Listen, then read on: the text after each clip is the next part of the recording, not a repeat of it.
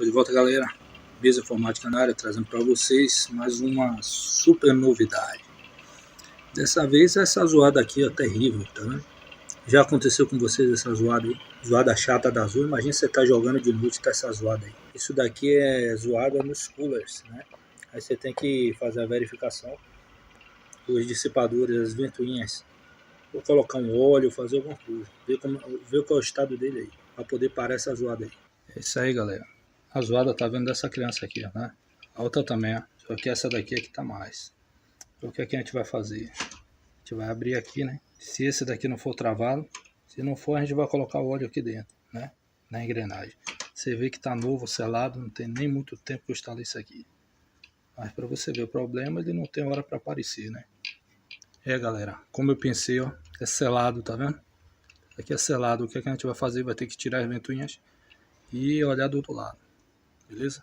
Pronto, galera. Feita a retirada aqui da ventoinha, né? Vai pôr aqui assim, já foi. Tá vendo? Até para facilitar a manutenção. Olha só como ela é tirada. A gente vai fazer o que? Vai colocar um óleo aqui, né? Ou uma graxa. Uma graxa ou um óleo. Você vê que ela já vem aqui com... Já tem as partes do motor aqui direitinho.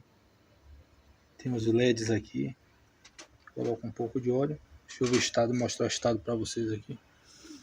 Galera, trouxe uma graxa aqui. Agora a gente vai dar uma de mecânico aqui. Pega um pouco da graxa, né? Passar uma graxa aqui.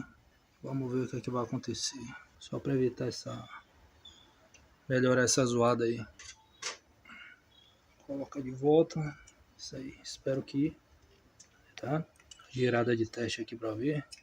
Parece que deu uma melhorada. Parece. Agora só testando para poder ver. Pronto. Na outra a mesma coisa aqui.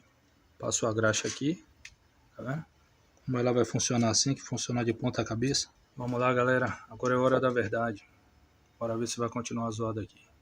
Às vezes a gente joga até a ventoinha fora por não saber disso aqui.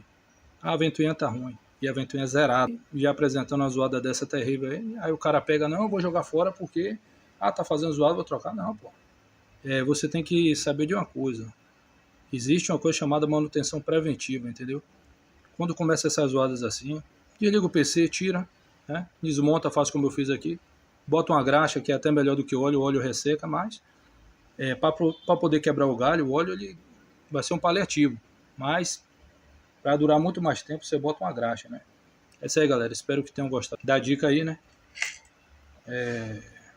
Curte, compartilha, mostra para seus amigos. Fique com Deus e se inscreve no canal. Fique com Deus e até mais.